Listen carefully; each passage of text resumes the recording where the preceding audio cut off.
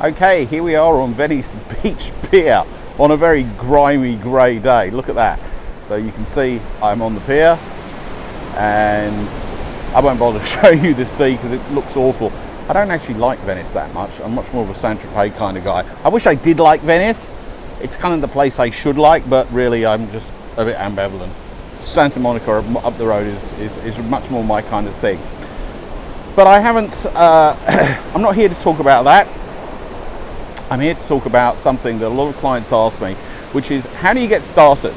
You know, the horror of what Hemingway called the white bull, the blank white piece of paper. How do you actually start up when you've got a project coming in, your producer is melting, and you've got to get something done? So I'm going to share what I do. The first thing is, I've got to be honest, is I charge 50% up front. So as soon as the client payment comes, that's like, oh my God, I better get started. And that's actually a huge motivator for me. A little known fact about possibly the greatest writer in the history of humanity, William Shakespeare, is he used to get paid in advance. So he used to get paid for stuff, which is a sign of a good writer.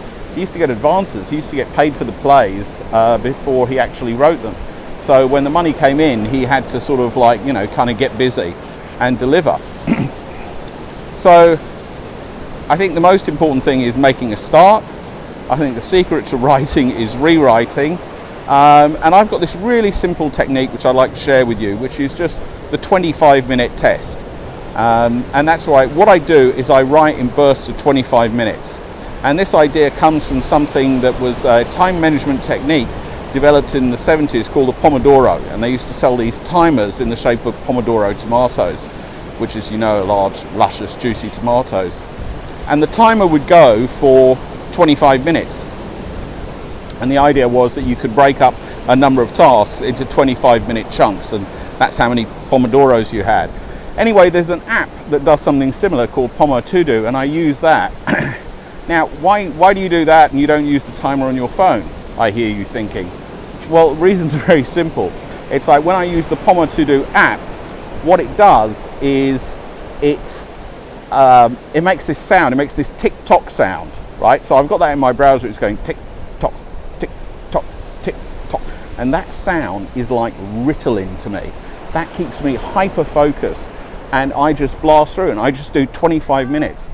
And knowing that all I have to do is 25 minutes, that gets rid of all the anticipatory anxiety to do with doing a project.